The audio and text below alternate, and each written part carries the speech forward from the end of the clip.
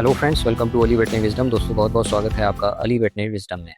पिछली वीडियो में dry cow management के बारे में जो हमने जाना, उसमें ये देखा कि मेमोरी ग्लैंड इन्वोल्यूशन कैसे होता है, किस तरीके से मेमोरी ग्लैंड मिल्किंग के बाद, लैक्टेशन पीरियड के बाद अपने थनों को रिपेयर करती है, उसके अंदर के टिश्यूज़ को, सेल्स को रिपेयर करती है, रेस्ट में चली जाती है, थन सिकुड़ जाते हैं, श्रिंक कर जाते हैं और अपने आप को थन अगली लैक्टेशन के लिए तैयार करते हैं। अगर आप काऊ को ठीक टाइम पे ड्राई ना करें, उसे प्रॉपर ड्राई पीरियड ना मिले, तो वो अगली ब्यात में, अगली लैक्टेशन में फिर ठीक से दूध नहीं देती है।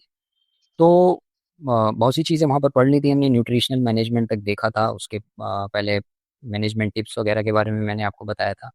इस वीडियो में हम हार्मोनल प्रोफाइल देखेंगे, ड्राई पीरियड में क्या रहती है। उसके बाद जैसे मैंने पिछली बार बताया था आपको कि कुछ एनिमल्स अबॉर्ट कर जाते हैं जब ब्याने का समय आने वाला होता है, 8वें महीने में अबॉर्ट कर जाते हैं। और उसमें ज़्यादातर मामलों में देखा जाता है कि अगर वो इन्फेक्शन नहीं है, तो वो बेसिकली मेटाबॉलिक स्ट्रेस या न्यूट्रिशनल डेफिशिएंसी की वजह से एनिमल अबॉर्ट करते हैं, जो कि भारी नुकसान हमें देखने को मिलता है, क्योंकि महंगे महंगे सेक्स सीमन लगाए जाते हैं। उसके बाद 8 महीने की एक देखभाल होती है, उसमें खिलाई पिलाई होती है, और अगर हमें बछिया ना मिले या वो एनिमल ना मिले और ठीक से दूध में ना आए, तो हमारे लिए बहुत नुकसान होता है। उसके बाद ड्राई पीरियड के बाद ट्रांजिशन पीरियड आने वाला होता है, तो उसकी भी थोड़ी तैयारी हम करते हैं ड्राई पीरियड में। तो हार्मोनल प्रोफाइल क्या होता है कि जब ड्राई पीरियड में हार्मोन्स का बैलेंस काऊ को स्वस्थ रखने के लिए मतलब कार्यरत होता है, वो काम करता रहता है। और इसी के साथ साथ फीटस का डेवलपमेंट भी काऊ के लिए काऊ के अंदर चलता रहता है, जो कि ज़रूरी होता है अगली लैक्टेशन को लाने के लिए। तो की हार्मोन सबसे पहले प्रोलैक्टिन आता है, जो मिल्क प्रोडक्शन को स्टिमुलेट करता है, जिससे मिल्क प्रोडक्शन होता है। जब हम ड्राई करते हैं तो इसका लेवल फिर धीरे धीरे घटने लगता है। एक कॉर्टिसोल होता है, ये स्ट्रेस हार्मोन होता है, जो ड्राई ऑफ के समय कभी कभार जब हम सडन एनिमल का न्यूट्रिशन डाउन कर देते हैं, उसे डेफिशिएंसी होने लगती है प्रोटीन एनर्जी की, तो उस समय कॉर्टिसोल लेवल थोड़े बढ़ जाते हैं। और जैसे मैंने पिछली उसमें बताया था कि उस टाइम मेस्टाइटिस होने का खतरा भी रहता है। तो ये भी एक वजह होती है, क्योंकि कॉर्टिसोल इम्यून सप्रेशन का काम करता है, इम्यूनिटी को डाउन करता है। इसके अलावा इंसुलिन और insulin like growth factor foetus growth के को सपोर्ट करते हैं, ये निकलते रहते हैं। और एस्ट्रोजन और प्रोजेस्टेरॉन हार्मोन्स होते हैं, एस्ट्रोजन कम रहता है, प्रोजेस्टेरॉन ज़्यादा रहता है। और ये प्रेगनेंसी को मेंटेन करने में मदद करते हैं। धीरे धीरे प्रोजेस्टेरॉन जैसे जैसे काविंग आने वाली होती है, प्रोजेस्टेरॉन कम होने लगता है, एस्ट्रोजन बढ़ने लगता है। तो चैलेंज इसमें यह आता है कि हाई यील्डिंग काउज में प्रोलैक्टिन का सडन ड्रॉप या फिर अचानक से कॉर्टिसोल का बहुत ज़्यादा बढ़ जाना, ये एनिमल की इम्यूनिटी डाउन करता है और उसके अडर्स में एक प्रेशर क्रिएट करता है, जिससे मिल्क कई बार टपकने लगता है अडर्स के अंदर से, और वो मेस्टाइटिस का कारण भी बनता है। तो इन्वोल्यूशन को सही रखने के लिए हमें, अगर ज़्यादा दूध देने वाले एनिमल हैं, तो ग्रेजुअल उनका मिल्क हमें बंद करना चाहिए। उसके लिए स्ट्रेटजी पिछली वीडियो में मैंने बताई है आपको कि धीरे धीरे फीड कम करें और उसकी दूध निकालने की फ्रीक्वेंसी को कम करते जाएं। फिर मैनेजमेंट क्या करें कि हार्मोनल बैलेंस बना रहे। एक तो सबसे पहली चीज़ है स्ट्रेस को कम करें, ठीक है। फ्रीक्वेंट पैन चेंजेस, कि कभी इस बाड़े में डाल दिया, कभी उस बाड़े में डाल दिया, कभी इस खूंटे पे बांध दिया, कभी उस खूंटे पे बांध दिया, ऐसा ना करें। डाइट में शिफ्ट्स ना करें, जो भी हमने फॉर्मुलेशन लैक्टेशन में चलाया था उसे ही कम मात्रा में देते रहें, ठीक है। मतलब उसका डाइजेशन भी ठीक रहे और एनिमल का जो एडेप्टेशन लैक्टेशन हुआ है वो भी ख़राब ना हो। हीट स्ट्रेस से बचना चाहिए। वेंटिलेशन एनिमल के लिए भरपूर रखें और कूलिंग सिस्टम का भी इंतज़ाम करें अगर गर्मी का मौसम है, जैसे आजकल का मौसम चल रहा है। इसके अलावा न्यूट्रिशनल सपोर्ट की जाती है। कोलिन, विटामिन ई, सेलेनियम और नियासिन वगैरह एनिमल को दिए जाते हैं, ताकि उसका र्यूमेन भी ठीक रहे, लीवर भी अच्छे से काम करता रहे और बहुत ज़्यादा फैट का मोबिलाइजेशन ना हो, ठीक है। जिससे फैट बहुत ज़्यादा मोबिलाइज होता है तो फिर प्रॉब्लम आती है, वो भी हम देखेंगे। तो र्यूमेन की हेल्थ अच्छी बनी रहे, रुमेनिया का इस्तेमाल करिए आप प्रॉपरली। जो लैक्टेशन में फीड आपने दिया था वही चलता रहने दें, या फिर आप चाहें तो ड्राई काउ फीड भी बनवा सकते हैं, मैं फॉर्मुलेट कर देता हूँ वो। तो ये चीज़ें जब आप करेंगे तो आपका हार्मोन्स बैलेंस में रहेंगे, और वो बैलेंस में रहेंगे तो एनिमल हमारा ड्राई भी होगा और स्वस्थ भी रहेगा। कुछ रिसर्चेस बताते हैं, स्टडीज़ दिखाती हैं कि ड्राई पीरियड में कॉर्टिसोल का लेवल 20 से 30% तक बढ़ जाता है। तो अगर स्ट्रेस मैनेजमेंट ना किया जाए तो ये हार्मोन एबॉर्शन के रिस्क को बढ़ा देता है, एबॉर्शन कर सकता है। तो स्ट्रेस का लास्ट में खास ख्याल रखें जब हम फीड को डाउन कर रहे हो, तो इस वजह से कोई भी चीज़, कोई भी फीड ऐसे ही ना दें। देखिए, इस बात को, दूध भी हमें कम करना है, लेकिन बढ़ते हुए बछड़े की रिक्वायरमेंट्स को भी देखना है, ठीक है। तो फीड, एनर्जी, प्रोटीन कम किया जाता है, इसमें कोई दो राय नहीं है, लेकिन जो बाकी की चीज़ें सपोर्टिव न्यूट्रिएंट्स होते हैं, विटामिन्स होते हैं, मिनरल्स होते हैं, उन्हें हमें कम नहीं करना होता। प्रिय डेयरी फार्मर्स, अब समय आ गया है कि आप पुराने तौर तरीकों को छोड़कर डेयरी फार्मिंग की मॉडर्न साइंटिफिक प्रैक्टिसेस को सीखिए, जो आपके लिए उन्नति की नई राहें खोलेंगी। डेयरी फार्मिंग पुराने ढर्रों से निकलकर दिन प्रतिदिन तकनीकी रूप से विकसित हो रही है। इसके लिए अली वेटरनरी विजडम आपके लिए लेकर आए हैं एक full online dairy farming course, जिसे करके आप बेसिक डेयरी फार्मिंग की जानकारी से लेकर एडवांस आधुनिक तकनीकें भी सीख पाएंगे। इस कोर्स में आप मॉडर्न डेयरी काउ ब्रीड्स के बारे में जानेंगे, डेयरी फार्म और infrastructure, transition cow management, cow nutrition, feed formulation, calf management, heifer के तैयार करने का तरीका, मस्टाइटिस, डिजीज कंट्रोल आदि। इस कोर्स में नोट्स के साथ 150 से अधिक वीडियो हैं, जिनकी लाइफ टाइम वैलिडिटी है। मतलब सिर्फ एक बार खरीद कर कोर्स आपका, जिसे आप जब चाहें और जितनी बार चाहें देख सकते हैं। इस कोर्स पर डिस्काउंट का लाभ उठाने के लिए गूगल प्ले स्टोर से अब भी हमारे ऐप अली वेटरनरी विजडम को डाउनलोड कीजिए, जिसका लिंक वीडियो के डिस्क्रिप्शन में भी दिया गया है।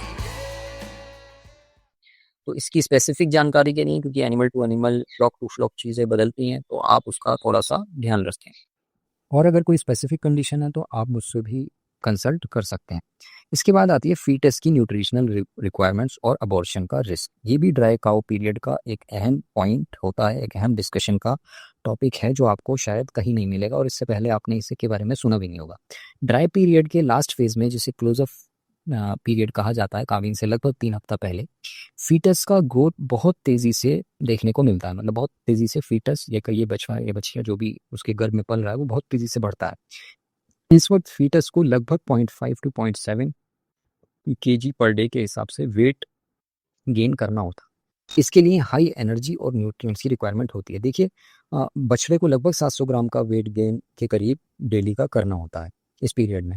तो आप सोच सकते हैं कि पहले गाय खाएगी, ठीक है, तो कितनी एनर्जी, मतलब एफिशिएंट होना चाहिए उस फीड को कि बछड़े की इतनी रिक्वायरमेंट वो पूरी कर दे। तो एनर्जी फीटस के लिए जब देते हैं तो लगभग 10 से 12 mega calorie energy per day के हिसाब से नेट एनर्जी ज़रूरी होती है हमारे फीटस के लिए, ठीक है। प्रोटीन लगभग 12 से 14% क्रूड प्रोटीन होना चाहिए डाइट के अंदर, खासकर ह्यूमन अनडिग्रेडेबल प्रोटीन, या जिसे बाईपास प्रोटीन हम कहते हैं। इसके अलावा मिनरल्स जैसे कैल्शियम है 0.6 टू 0.8%, फास्फोरस 0.3 टू 0.4%, और इस तरीके से मैग्नीशियम और दूसरे मिनरल्स भी ज़रूरी होते हैं फीटस के स्केलेटल डेवलपमेंट के लिए। साथ साथ विटामिन ई और सेलेनियम फीटल हेल्थ और इम्यूनिटी के लिए काफ़ी क्रिटिकल रहते हैं। इसके लिए सेली बूस्ट ड्राई काउ में के मैनेजमेंट में ज़रूर इस्तेमाल करें।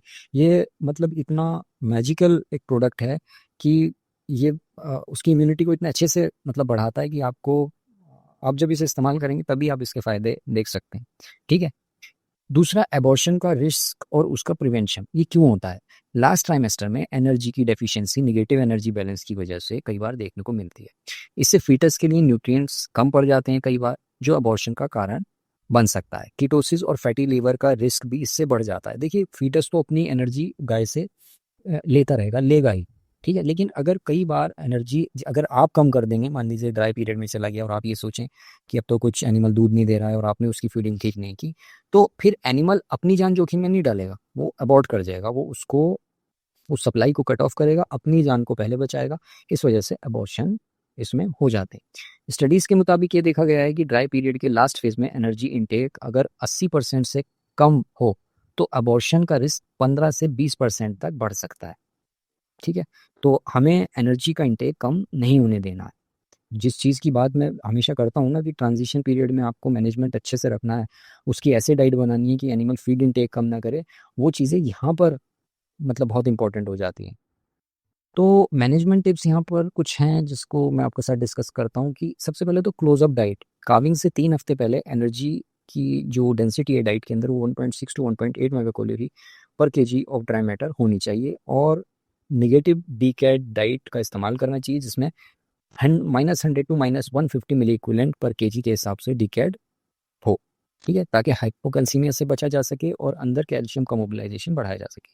Body score condition BCS last के 3 हफ्ते में लगभग 3 से 3.25 के बीच में मेंटेन ज़रूर करें, ठीक है। ज़्यादा मोटापा BCS अगर 4 से ज़्यादा है तो फैटी लिवर का रिस्क बढ़ता है, और BCS अगर उससे कम है तो फिर एनिमल कीटोसिस में या फिर अबॉर्शन की तरफ बढ़ने लगता है। तो क्योंकि फीटस के लिए एनर्जी कम हो जाएगी ना, अगर एनिमल ही दुबला पतला होगा तो वो कहाँ से उसे सस्टेन करेगा।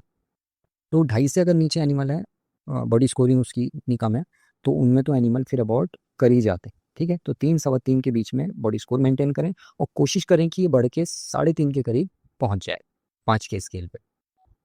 ब्लड में नेफा को मॉनिटर करें, नॉन स्टिफाइड फैटी एसिड्स, ये मैंने बताया है शायद किसी वीडियो में, और नहीं है तो अभी जब ट्रांजिशन वाली वीडियो मैं शेयर करूंगा तो उसके अंदर इसे बताया है कि 0.3 मिली इक्विवेलेंट पर लीटर से ज़्यादा नेफा नहीं होने चाहिए ब्लड के अंदर।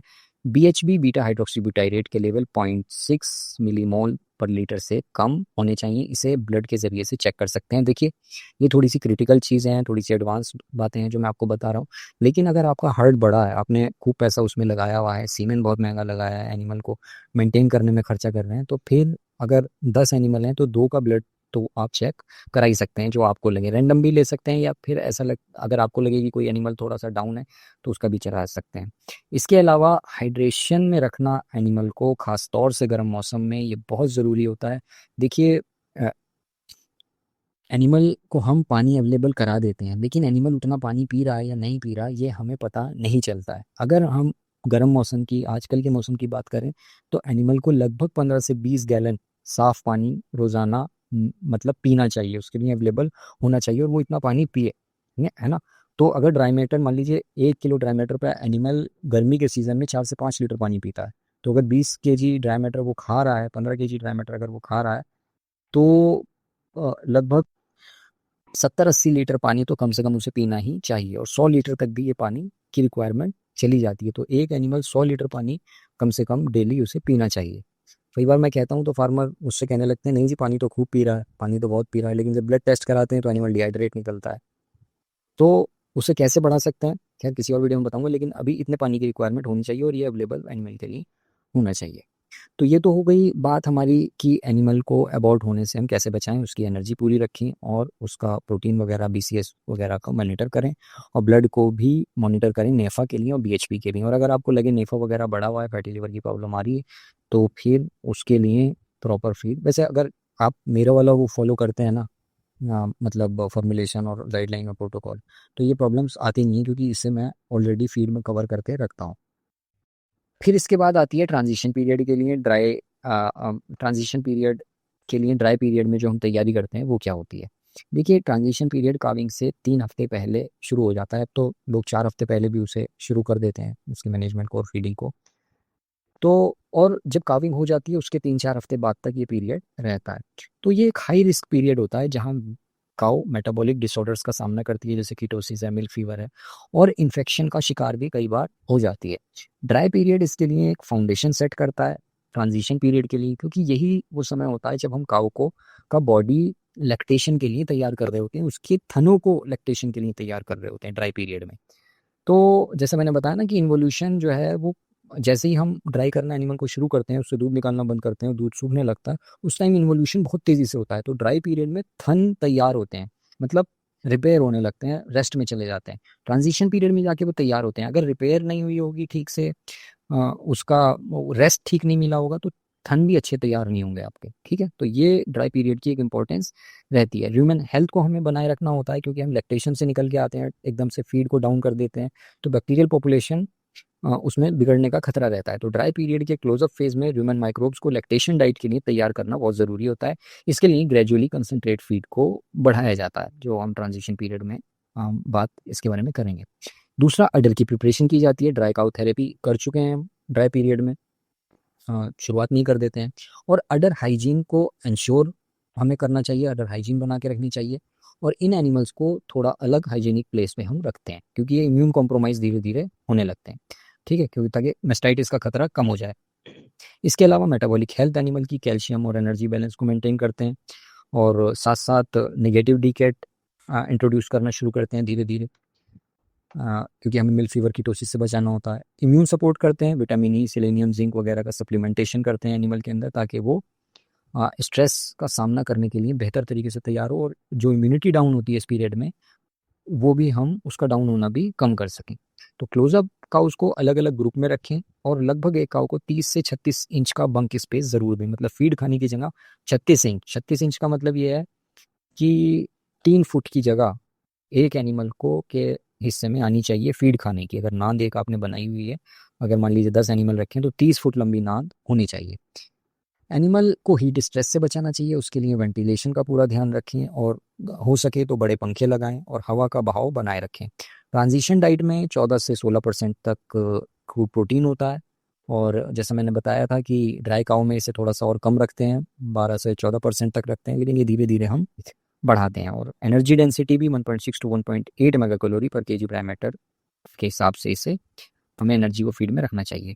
तो यहाँ कुछ प्रैक्टिकल टिप्स हैं, ये भी आप देख सकते हैं। ड्राई ऑफ प्रोसेस जो है वो 7 से 14 दिन में कंसंट्रेट कम करके और मिल्किंग फ्रीक्वेंसी घटाकर ग्रेजुअल ड्राई ऑफ करें, धीरे धीरे करें, पहले से प्लान कर लें, ठीक है। अडर हेल्थ को मेंटेन करें, क्योंकि ड्राई काउ थेरेपी जब की जाती है उस टाइम टीट्स को डिसइंफेक्ट कर लें, उसके ऊपर डिसइंफेक्टेंट या सैनिटाइज़र वगैरह लगा के।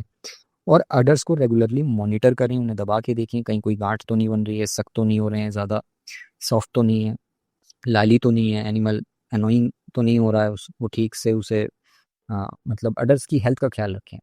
इसके बाद फार ऑफ फेज़ में शुरुआत के जो 4-5 हफ्ते होते हैं उसमें लो एनर्जी डाइट दें, क्लोजअप में फिर उस एनर्जी को डाइट के अंदर बढ़ा दें, ठीक है। फार ऑफ का मतलब है जब ड्राई होता है और क्लोजअप का मतलब है जब वो ट्रांजिशन में पहुंचता है। स्ट्रेस मैनेजमेंट करें, खास तौर से हीट स्ट्रेस से एनिमल को बचाएं, क्योंकि कॉर्टिसोल उससे निकलता है और कॉर्टिसोल अबॉर्शन के लिए रिस्पॉन्सिबल होता है। कूलिंग सिस्टम का गर्मियों में इस्तेमाल कर सकते हैं।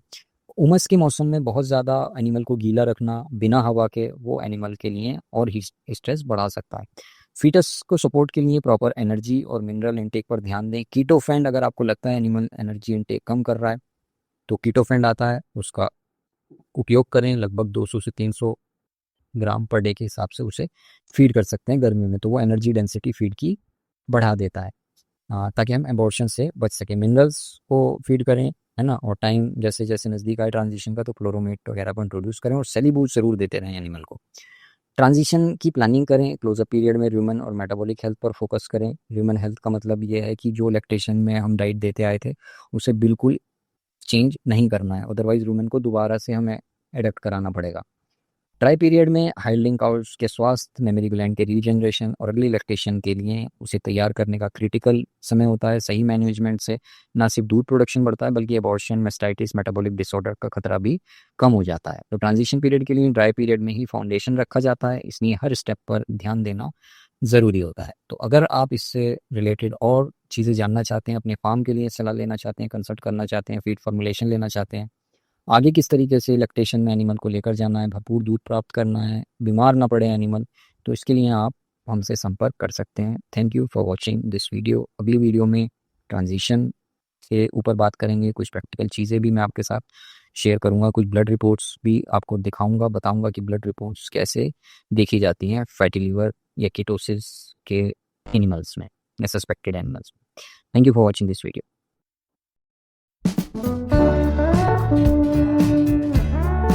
आधुनिक डेयरी गायों में जब वे बछड़ा देती हैं तो उनके शरीर की मांसपेशियों की गतिशीलता वाकई में अद्भुत होती है, जिससे वे ब्याने के तुरंत बाद काफी अधिक दूध उत्पादन कर पाती हैं। लेकिन यह दूध उत्पादन ब्याने के समय कम आयनिक कैल्शियम की उपलब्धता के कारण अक्सर सीमित हो जाता है, क्योंकि अत्यधिक कैल्शियम दूध में रिस जाता है। इस स्थिति को हाइपोकैल्सीमिया कहा जाता है और यह आमतौर पर डेयरी गायों और भैंसों में ब्याने के समय देखी जाती है। इसके परिणाम स्वरूप गंभीर कैल्शियम की कमी के मामलों में मांसपेशियों के कार्य जैसी सभी कैल्शियम निर्भर गतिविधियां कम होने लगती हैं या रुक भी सकती हैं। इस समस्या को कम करने के लिए पशु की ट्रांजिशन अवधि के दौरान एक नेगेटिव डीकैड आहार की आवश्यकता होती है, जो ब्याने के समय हाइपोकैल्सीमिया को रोकने और पशु के स्वास्थ्य और जीवन शक्ति को बनाए रखने में मदद करता है। इस बायोकेमिस्ट्री की समझ के साथ हमने अपना अनूठा उत्पाद क्लोरोमेट विकसित किया है, जो हाइपोकैल्सीमिया को रोकने के लिए ब्याने के समय हड्डियों से पर्याप्त कैल्शियम जुटाने में मदद करता है। ट्रांजिशन समय में उपयोग के लिए क्लोरोमेट अत्यंत प्रभावी साबित हुआ है और मात्र 60 ग्राम की खुराक 60 लीटर कैपेसिटी के पशु के लिए भी पर्याप्त होती है। हम क्लोरोमेट को शामिल करके आपके ट्रांजिशन फीड को तैयार करने में आपकी मदद करते हैं। यह ब्याने से 21 दिन पहले की अवधि के दौरान बेहतरीन परिणाम प्राप्त करने के लिए सबसे किफायती और विश्वसनीय तरीका है। क्लोरोमेट को अभी मंगाने के लिए हमारी वेबसाइट से ऑर्डर करें या स्क्रीन पर दिए व्हाट्सएप नंबर पर संपर्क करें।